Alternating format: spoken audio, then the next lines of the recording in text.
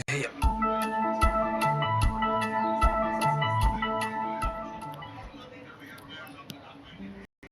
Lucky new city bank से अपना supreme card लेकर निकल रहा था। असल में उसे क्लास में जाने में देर हो रही थी, इसलिए वो बिना यास्मीन से कुछ कहे या उसे सबक सिखाए वहां से निकल गया था। लकी दिल्ली यूनिवर्सिटी के ही एक कॉलेज में पढ़ता था। जैसे ही वो कॉलेज के अंदर दाखिल हुआ, उसके पैर एक कीचड़ से भरे गड्ढे में पड़ गए। ओह शिट, उसने अपने आप से कहा और अपने जूतों को पास की सड़क पर साफ करने लगा। वो कॉलेज एडमिनिस्ट्रेशन के दफ्तर की ओर देखकर उसे कोस रहा था। कॉलेज की सड़कों पर इतने सारे गड्ढे हो गए थे, लेकिन वो लोग एक भी गड्ढा नहीं भरवा रहे थे। जब भी लकी इस चीज की कंप्लेन करने के लिए वहां जाता, तो वो इसे ये कह देते कि फंड ही नहीं है।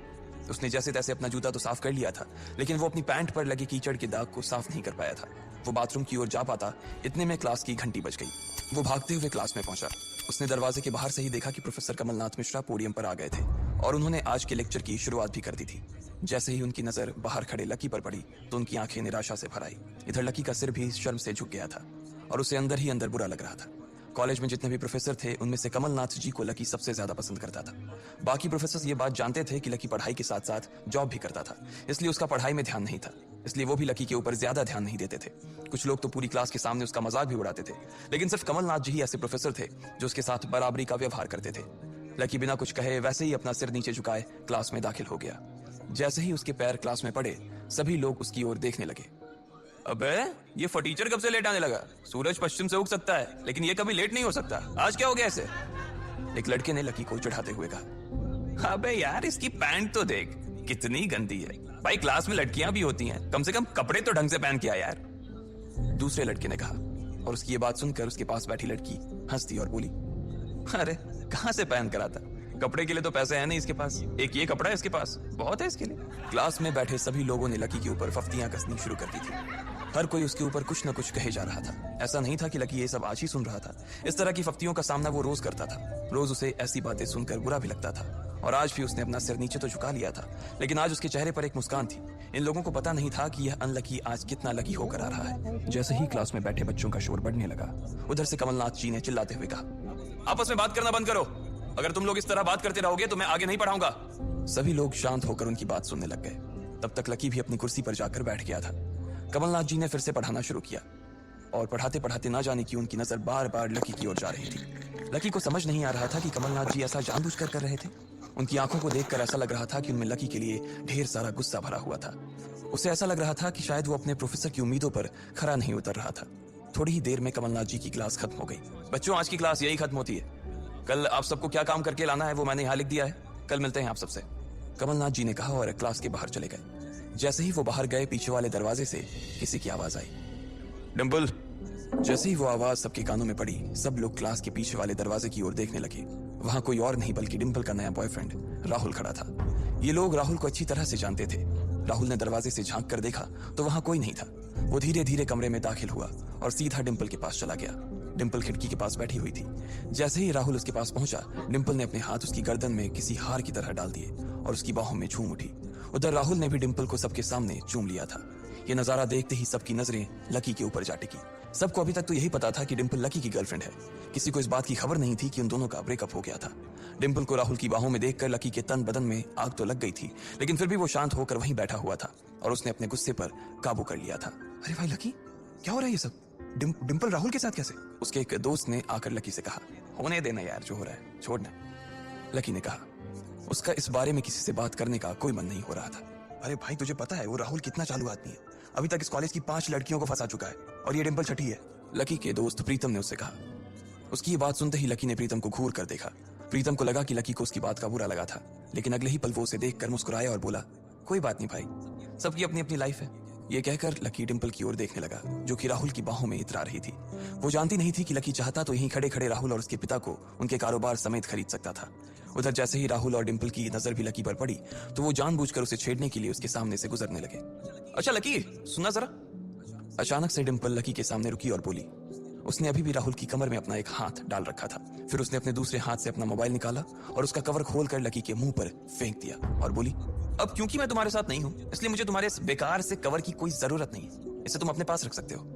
लकी ने उससे कुछ नहीं कहा और नीचे गिरा वो कवर उठाकर अपनी टेबल पर रख दिया। बेबी, इसने तुम्हें कवर गिफ्ट किया? कवर कौन गिफ्ट में देता है भाई? राहुल ने उसके सामने ही डिंपल से कहा। राहुल लकी को नीचा दिखाने का एक भी मौका अपने हाथ से जाने नहीं देना चाहता था। लकी अंदर ही अंदर मुस्कुरा रहा था। डिंपल ने राहुल की ओर देखा और बोली, बेबी बात यह है कि जिसकी मोबाइल खरीद कर गिफ्ट करने की औकात नहीं होगी वो सिर्फ कवर ही तो गिफ्ट कर सकता है ना, और क्या।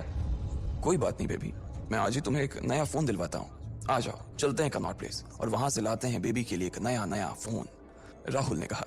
लकी का मन तो यही कर रहा था कि वो जोर से राहुल के ऊपर हंसे, लेकिन उसने अपनी हंसी को रोक लिया था। हाँ बेबी, हमने एक पहले नया फोन खरीदेंगे और फिर उस फोन की पार्टी भी करेंगे, और उसके बाद आज, डिंपल ने कहा और राहुल के चेहरे पर उंगलियां फिराने लगी। राहुल भी और लकी भी उसके इशारे को समझ गए थे। लकी जानता था कि ये सब सिर्फ उसे चिढ़ाने के लिए वो कर रही थी, लेकिन लकी को खुद के लिए नहीं बल्कि डिंपल के लिए बुरा लग रहा था। वो मन ही मन ये सोच रहा था कि अगर डिंपल बस थोड़ा सा और इंतजार कर लेती तो आज लकी उसके लिए फोन की पूरी दुकान खरीद कर रख देता। भाई ये सब क्या हो रहा है? तेरे सामने ये सब हो रहा है और तू बस मुस्कुराया जा रहा है, गुस्सा नहीं आ रहा तुझे? प्रीतम ने लकी से पूछा। नहीं यार, जो हो रहा है अच्छा ही हो रहा है, जो होता है वो भी अच्छे के लिए होता है, इसलिए चल यार छोड़, लकी ने कहा और फिर राहुल और डिंपल की ओर देखने लगा।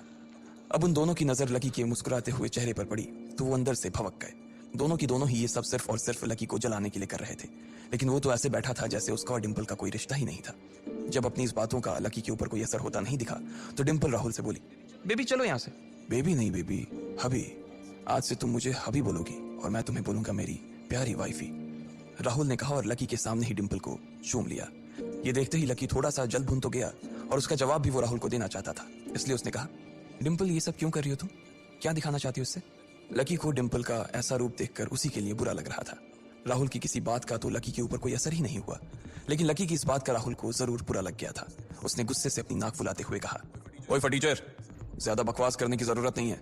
आज के बाद अगर तूने मेरी डिंपल के बारे में कुछ कहा या उसकी तरफ आंख उठाकर भी देखा ना तो मैं राजपथ पर तेरी परेड करवा दूंगा। रहने दे भाई, उसकी जरूरत नहीं पड़ेगी। मैं खराब चीज ना तो देखता हूँ और न उसके बारे में बात करता हूँ, लकी ने कहा और फिर से प्रीतम की ओर देखकर हंसने लगा। जिस तरह से लकी आज राहुल के मुंह पर जवाब फेंक कर मार रहा था, प्रीतम को तो विश्वास ही नहीं हो रहा था कि ये वही लकी है जो उसका दोस्त हुआ करता था। उधर राहुल उसका जवाब सुनकर गुस्से से लबरेज हो रहा था। वो लकी को सबक सिखाने के लिए अपना घूंसा तान कर उसकी दिशा में बढ़ा ही रहा था कि इतना ही में पीछे से एक लड़की की आवाज आई, डिंपल। सब लोगों ने फिर से उस आवाज की ओर देखा। वहां पर एक थोड़े छोटे कद की लड़की खड़ी थी और वो गुस्से से डिंपल की ओर देख रही थी। उसकी आंखों पर चश्मा लगा था और उसके बाल खुले हुए थे। अब तू हद से आगे बढ़ती जा रही है डिंपल। लकी जैसे लड़के को छोड़कर तू इस एक नंबर की लफंगे लड़के के साथ पड़ी है। तुझे तो कॉलेज के किसी गड्ढे में जाकर डूब मरना चाहिए। साक्षी क्या कह रही है तू? जुबान संभाल अपनी, डिंपल ने कहा। राहुल के बारे में बुराई नहीं बल्कि लकी के बारे में अच्छी बातें सुनकर डिंपल का मन खराब हो गया था। जब डिंपल लकी के साथ थी तो उसकी साक्षी से भी अच्छी दोस्ती थी। साक्षी एक बहुत ही सुलझी हुई लड़की थी।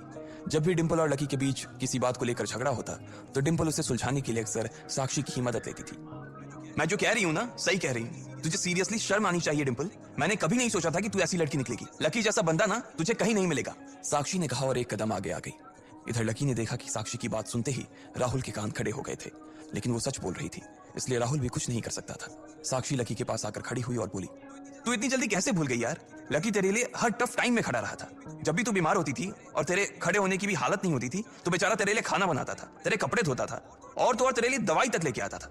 तुझे याद है ना जब हम हिमाचल घूमने गए थे और तेरे पैर में मोच आ गई थी तो ये बेचारा अपनी नौकरी छोड़कर भागा भागा रात में हमारे पास आ गया था। इतना प्यार किया इसने तुझसे और तू इसे छोड़कर जा रही है, साक्षी ने कहा। अपने लिए साक्षी के मुंह से इतना सब कुछ सुन लेने के बाद लकी ने अपनी गर्दन नीचे झुका ली थी। उसे डिंपल के साथ बिताए वो सारे लम्हे याद आ रहे थे। वो डिंपल के ऊपर जान छिड़कता था। उसका बस चलता तो वो डिंपल को अपनी हथेलियों पर लेकर घूमता। भले ही उस वक्त उसके पास पैसे नहीं थे, लेकिन वो फिर भी डिंपल की छोटी सी छोटी डिमांड को पूरा करने के लिए अपनी जान लगा देता था। जो कवर डिंपल ने उसके मुंह पर फेंक कर मारा था, वो कवर को खरीदने के लिए लकी ने 3 दिन तक ओवर टाइम किया था। लकी को जैसे ही ये सब याद आया, उसकी पलकों की कोरे भीग गई थी। इधर साक्षी की बात पूरी नहीं हुई थी। उसने आगे कहा, अरे ये लकी अपनी छोटी सी सैलरी में से भी रोज तेरे गोलगप्पे के लिए पैसे निकाल लेता था। तुझे नहीं पता है, मुझे पता है कि आज भी एक बाइक खरीदने के लिए बंदा तेरे लिए पैसे जुटा रहा था। रोज दाल और रोटी खा रहा है सिर्फ इसलिए ताकि तुझे बाइक पर घुमा सके, और तू ऐसे आदमी को नीचा दिखाने की कोशिश कर रही है। ये सब सुनकर डिंपल का चेहरा ही बुझ गया था। उसे भी साक्षी की कई बातें दिल पर लग रही थी, लेकिन इस वक्त वो राहुल के साथ थी और उसका हाथ राहुल की कमर में था। वो चाह कर भी राहुल के खिलाफ ना तो कुछ बोल सकती थी और ना ही कुछ सुन सकती थी। इसलिए उसने अपने बचाव में कहा, हाँ तो ये तो इसका प्रॉब्लम है ना। मैंने इससे पहले ही कहा था कि ये मेरा प्यार अफोर्ड नहीं कर पाएगा, तो फिर ये मेरे साथ इतना आगे क्यों बढ़ा? आज अगर मैं चीज सैंडविच खा सकती हूँ तो फिर मैं बिना घी वाली रोटी क्यों खाऊं? लकी डिंपल की ये बात सब सुन रहा था और उससे पहले कि वो कुछ जवाब देता, अचानक ही उसका फोन बज उठा। उसने मोबाइल निकाल कर देखा तो पाया कि किसी अनजान नंबर से उसे फोन आया था। साक्षी और डिंपल के बीच हो रही बहस के बीच ही लकी फोन उठाने के लिए वहां से निकल गया। देखा कितनी बदतमीजी से उठ के चला गया, चलो अभी। डिंपल ने राहुल के हाथ को कसकर पकड़ा और निकल गई। इधर फोन पर लकी कुछ बोलता उससे पहले ही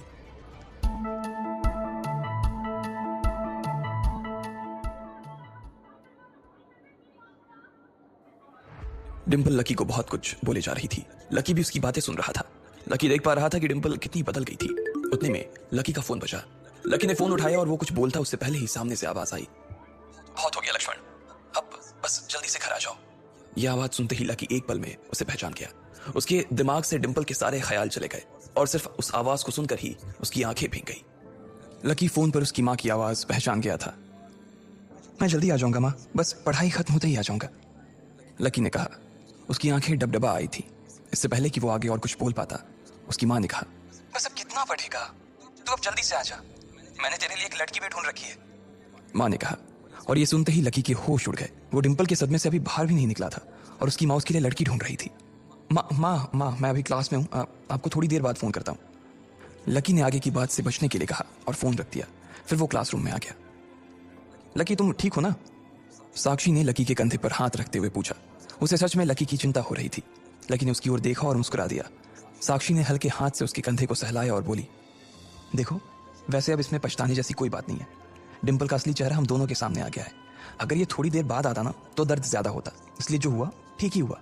तुम्हें ऐसी लड़की के लिए परेशान नहीं होना चाहिए लकी, कोई जरूरत नहीं है तुम्हें दुखी होने की। लकी ने सिर्फ हाँ में अपना सिर हिलाया और अपनी मुस्कान को और थोड़ा सा बड़ा कर लिया। साक्षी के उसके कंधे पर हाथ रखने की वजह से लकी को अच्छा महसूस हो रहा था। कम से कम उसके आसपास कोई तो था जिस पर वो विश्वास कर सकता था। हाँ यार तू चिंता मत कर, तुझे इस डिंपल से भी अच्छी लड़की मिलेगी, देख लेना, प्रीतम ने दूसरी तरफ से उसके कंधे को थपथपाते हुए कहा। लकी को अब सचमुच काफी अच्छा लग रहा था। अच्छा चलो आज हम तुम्हारे आजाद होने का ना जश्न मनाते हैं। मैं अपनी तरफ से तुम्हें ट्रीट दूंगी। कॉलेज के बाहर कहीं चलें?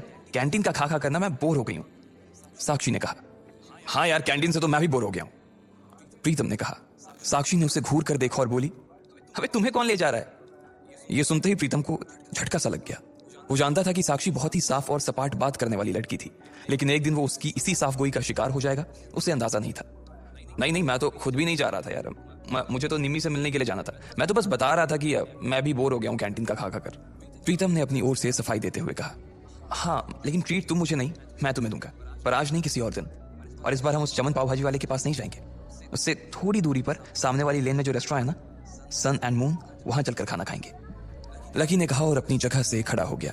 साक्षी ने जब उसके मुंह से सन एंड मून का नाम सुना तो उसके कान खड़े हो गए। उसे उम्मीद नहीं थी कि लकी को डिंपल के जाने के बाद इतना बड़ा झटका लगेगा। जितना पैसा लकी 10 दिन में कमाता था, साक्षी ने सुना था कि सन एंड मून में उतना पैसा सिर्फ एक बार में ही पूरा हो जाता था। उसे विश्वास नहीं हो रहा था कि लकी इतना बड़ा कदम उठा लेगा। वो झिझक कर हंस पड़ी और बोली, हाँ ठीक है, मतलब ठीक है, मैं इंतजार करूंगी। वैसे तुम्हें एक बात बताऊं लकी, मैं ना अभी तक सन एंड मून के अंदर गई नहीं हूँ। साक्षी के चेहरे पर हल्की सी शर्म आ गई थी। साक्षी को लगा कि लकी ने सिर्फ जज्बात में बहकर यह बात बोल दी थी कि वो उसे सन एंड मून में ट्रीट देने वाला था, लेकिन उसे मालूम नहीं था कि वो साक्षी को जिंदगी भर भी अगर वहां खिलाता तो भी उसकी जायदाद पर कोई असर नहीं होने वाला था। ठीक है तो फिर मिलते हैं, फिर बाय लकी, साक्षी ने कहा और वहां से निकल गई। इधर प्रीतम और उसके दूसरे दोस्त भी उसे अपने साथ लेकर कैंटीन की ओर आ गए। जैसे ही वो कैफेटेरिया में दाखिल होने वाले थे, अचानक से गर्वित रुक गया। उसकी आंखें उसके फोन पर गड़ी हुई थी और एक पल के लिए फोन को देखने के बाद गर्वित ने कहा, भाई साहब ये अमित ने ग्रुप चैट पर अपनी फजीहत करवा ली यार। खोलो अपना ग्रुप चैट, खोलो अपना हॉस्टल वाला ग्रुप, देखो क्या लिखा है इसने। लकी और प्रीतम ने तुरंत अपना फोन निकाला और हॉस्टल वाला ग्रुप खोल लिया। हालांकि लकी ने हॉस्टल छोड़ दिया था और सिर्फ डिंपल की वजह से वो एक छोटे से कमरे में रहने के लिए आ गया था, फिर भी उसने हॉस्टल का ग्रुप नहीं छोड़ा था और न ही प्रीतम और गर्वित उसे ग्रुप छोड़ने देना चाहते थे। गर्वित की बात सुनते ही तुरंत लकी और प्रीतम ने अपनी जेब से फोन निकाला और देखा। अरे बाप रे, कितना बड़ा गधा है ये, लकी ने उन दोनों से कहा। अमित ने उस ग्रुप में एक मैसेज भेजा हुआ था जिसमें लिखा था, दोस्तों आज से तुम्हारा भाई अमित सबके सामने ये ऐलान करना चाहता है कि तुम्हारा भाई फिर से सिंगल से मिंगल हो गया है। सबके सब जल्दी आओ हॉस्टल, आज का लंच तुम्हारे भाई की तरफ से है। चलो अच्छा है, किसी को तो लड़की मिली, वैसे भी इसका अकेलापन झेला नहीं जा रहा था, लकी ने कहा। चलो चलो हॉस्टल चलते हैं, साले की आज जमकर खींचेंगे, प्रीतम ने कहा। गर्वित और प्रीतम तो आगे बढ़ गए लेकिन लकी वहीं रुक गया था। वो उनके साथ आने में थोड़ा सा झिझक रहा था। अबे क्या हुआ, तू क्यों रुक गया, भूख नहीं लगी है, गर्वित ने पूछा। लगी है यार, पर तुम लोग जाओ, मैं यहीं कुछ खा लूंगा, लकी ने अपनी नजर बचाते हुए जवाब दिया। अरे अब यहाँ किसके साथ खाएगा, तेरे साथ खाने वाली तो भी किसी और के साथ खा रही है, इसलिए चलना भाई, हमारे साथ खा लेना। वैसे भी अमित ने पूरे ग्रुप को बुलाया है और पूरे ग्रुप में तू भी तो आता है, प्रीतम ने कहा। हाँ पर लकी के पास इससे आगे कहने को कुछ नहीं बचा था। उसका मन तो उन दोनों के साथ जाने का बहुत कर रहा था, पर वो फिर से हॉस्टल नहीं जाना चाहता था। अब वो हॉस्टल का हिस्सा नहीं रह गया था, इसलिए उसे लग रहा था कि वहां खाना ठीक नहीं था। भाई मुझे मालूम है तू क्या सोच रहा है, लेकिन तुझे मालूम है कि हम क्या सोच रहे हैं? गर्वित ने कहा। क्या सोच रहा? लकी ने उत्साह में पूछा। प्रीतम और गर्वित दोनों मुस्कुराने लगे और लकी को देखकर बोले, आज के आज ही हम तेरा कमरा खाली कर देंगे। गर्वित ने कहा। क्यों क्यों खाली कर दोगे? लकी ने पूछा। क्योंकि तू फिर से हमारे साथ रहने के लिए आने वाला है साले। प्रीतम ने खुशी से उसके कंधे पर हाथ रखा और उसे खींचकर अपने साथ लाने लगा। लकी ये बात सुनकर खुश हो गया था। उसे लग रहा था कि डिंपल के जाने के बाद उस कमरे में वो अकेला हो जाएगा, लेकिन जब उसके ये दोस्त जिंदा थे तब तक वो उसे अकेले नहीं छोड़ने वाले थे। थैंक्स यार, तुम लोग हो तो मैं। इसके आगे लकी कुछ कह नहीं पा रहा था, लेकिन उसकी आंखों में दोस्तों के लिए प्यार साफ नजर आ रहा था। थोड़ी देर बाद जब वो तीनों हॉस्टल पहुंचे तो उन्होंने देखा कि एक लड़का और एक लड़की एक साथ एक पलंग पर हाथ पकड़कर बैठे हुए हैं। अरे अरे तुम लोग वापस आ गए। अमित ने चौंकते हुए लड़की का हाथ छोड़ा और तीनों को देखने लगा। अमित का कद हॉस्टल के बाकी लड़कों से लंबा था। उसका शरीर दुबला और सुडौल था। वो खेल कूद में बहुत अच्छा था। बेबी ये मेरे दोस्त हैं। दोस्तों ये मेरी बेबी, मेरा मतलब है मेरी गर्लफ्रेंड है रोशनी, म्यूजिक सीख रही है। अमित ने कहा और रोशनी ने सबको हाई किया। फिर अमित बोला, रोशनी ये मेरे रूममेट्स हैं, गर्वित, प्रीतम और लकी। लकी अब हमारे साथ नहीं रहता, लेकिन हमारे दिल में अभी भी जिंदा है लकी, है ना लकी? अमित ने थोड़े मजाकिया अंदाज में कहा। हाँ अमित भाई, पहले नहीं रहते थे, लेकिन अब भाई साहब हमारे साथ फिर से रहने के लिए आ रहे हैं, इसलिए आपने इनके बिस्तर पर जो वे प्रोटीन के डब्बे जमा रखे हैं ना, उन्हें जरा हटा लीजिए। गर्वित ने कहा। ये सुनते ही अमित का चेहरा खुशी से खिल गया। वो चाहता तो यही था कि लकी, जो कि उन सब की जान था, वापस आ जाए, लेकिन वो ऐसे अचानक से वापस क्यों आ रहा था इस बात का उसे अंदाजा नहीं था। इसलिए उसने पूछा, पर क्या हुआ भाई, लैंडलॉर्ड से लड़ाई वड़ाई हो गई क्या? नहीं यार, ऐसा कुछ नहीं है, लकी ने धीमी आवाज में कहा। प्रीतम समझ गया था कि लकी को आगे की बात करने में शर्म आ रही थी, इसलिए इससे पहले कि अमित आगे कुछ बोलता, प्रीतम ने उसका बचाव करते हुए कहा, अरे भाई लाइफ है, कभी धूप कभी छांव, चलता रहता है, तू ज्यादा सवाल मत कर यार, पलंग खाली कर यार जल्दी। प्रीतम ने कहा और रोशनी की ओर इशारा कर दिया। अमित समझ गया था कि वो उसके सामने इस बारे में कुछ बात नहीं करना चाहता था। अमित ने भी कुछ नहीं कहा और उन पांचों के बीच एक खामोशी छा गई। अमित ने उस चुप्पी को तोड़ते हुए कहा, चलो तो फिर आज रॉबिस कैफे पर खाना खाने के लिए चलते हैं, रोशनी की रूममेट भी आने वाली है। तुम्हें और किसी को बुलाना है? लकी तो डिंपल को बुला देना, वो भी आ जाएगी। अमित ने जैसे ही ये कहा, गर्वित और प्रीतम उसे गुस्से से देखने लगे। प्रीतम ने तो अपना सिर ही पकड़ लिया था। अमित की मोटी बुद्धि में उसके छोटे छोटे इशारे कभी नहीं घुस सकते थे। ये बात वो अच्छी तरह से समझ गया था। इधर लकी और डिंपल के बारे में सिर्फ उन तीनों को ही नहीं, बल्कि पूरे हॉस्टल को पता था। अमित को यह बात मालूम थी कि लकी डिंपल को कभी किसी अच्छी जगह खाने पर नहीं ले जा पाता था, इसलिए उसने सोचा कि उसको ये मौका भी वो अपनी तरफ से ही दे दे। अब इससे पहले कि प्रीतम लकी की घाव को ढकने की कोशिश करता, उसने खुद ही उसे कुरेदते हुए कहा, अमित मैं और डिंपल अब साथ नहीं है यार। तुम और डिंपल साथ नहीं हो मतलब? ये कब हुआ यार और कैसे? अमित ने लकी से पूछा। उसका मुंह सवाल पूछने के बाद भी खुला का खुला ही रह गया था। अब जो हो गया सो हो गया ना यार, सब आज ही जानना है क्या तेरे को? गर्वित ने उसे फटकारते हुए कहा। अमित समझ गया था कि इस बारे में बात करने के लिए सही मौका नहीं था। अमित हमें निकलना चाहिए यार, मेरी रूममेट्स का मैसेज आया है कि वो लोग निकल चुकी हैं। वो लोग पहले से ही बहुत भूखी हैं और अगर हमने उन्हें वेट कराया ना तो वो मुझे ग्रिल करेंगी यार। रोशनी ने कहा। हाँ अब ऐसा है तो प्रीतम जी, गर्वित जी और लकी जी, आप अपने अपने कपड़े बदलो। प्रीतम तू लकी को कुछ बढ़िया से दे देना यार, और प्लीज सब लोग जल्दी तैयार हो जाओ, हम लोग बाहर इंतजार कर रहे हैं, अमित ने कहा और रोशनी का हाथ थाम कर बाहर आ गया। इधर प्रीतम ने कमरे का दरवाजा बंद कर लिया था। अमित और रोशनी कमरे के बाहर थे, जहां अमित बार बार कमरे के दरवाजे की ओर देख रहा था। वहीं रोशनी अपने हाथ बांधे और मुंह फुलाए बरामदे के उस पार देख रही थी। जब अमित की नजर रोशनी पर पड़ी तो वो समझ गया कि कोई तो बात थी। जिस तरह से वो हाथ बांध कर खड़ी थी, उससे साफ समझ आ रहा था कि रोशनी को किसी बात पर तो गुस्सा आ रहा था। क्या हुआ बेबी, कुछ हुआ है क्या? अमित ने पूछा। नहीं कुछ नहीं यार, बस ऐसे ही, रोशनी ने कहा और अपना चेहरा दूसरी ओर घुमा लिया। बोलो ना बेबी, क्या हुआ? मेरी कोई बात बुरी लग गई क्या आपको? अमित ने फिर से पूछा। रोशनी ने एक बार के लिए उसे देखा और फिर एक गहरी सांस लेते हुए बोली, तुम्हें ऐसा नहीं लगता कि तुम्हारे ये जो रूममेट्स हैं ये बहुत ही एवरेज हैं? मतलब तुम खुद को देखो ना, ना गर्वित की शक्ल अच्छी है, ना प्रीतम की पर्सनालिटी में कोई अपील है, और चलो लकी तो फिर भी थोड़ा बहुत अच्छा लगता है, लेकिन वो जिस तरह से रहता है, जिस तरह के कपड़े पहनता है, उससे साफ दिखता है कि उसकी जेब टाइट है। अब ऐसे लोगों को मैं अपने रूममेट्स के सामने कैसे ले जाऊंगी यार, बताओ? अमित को उसकी बात सुनकर मन ही मन काफी अजीब लगा। हम सिर्फ खाना खाने ही तो जा रहे हैं, हम कोई ब्लाइंड डेट थोड़ी सेट कर रहे हैं इनके और तुम्हारे रूममेट्स के बीच, तो तुम फिर इतना परेशान क्यों हो रही हो? तुम्हें ऐसा लग रहा है कि मेरे रूममेट बाहर इतनी दूर इतनी धूप में सिर्फ खाने के लिए आ रही हैं? अमित तुम सच में डम्ब हो। अरे उन्होंने भले ही मेरे फेस पर ये बात ना कही हो, लेकिन मैं जानती हूँ ना कि वो सिर्फ तुम्हारे रूममेट्स के लिए मिलने आ रही हैं। क्या पता किसी को कोई पसंद आ जाए तो? मैंने तुम्हारी फोटो दिखाई थी, तुम्हें देखते ही सबकी जुबान ऐसे ही लपलप होने लगी थी और उन्हें लगा कि तुम्हारे रूममेट्स भी तुम्हारे जैसे ही होंगे, इसलिए वो भी मुझे उन सबको भी खाने पर लाने के लिए कह रही थी। रोशनी ने चिढ़ते हुए कहा।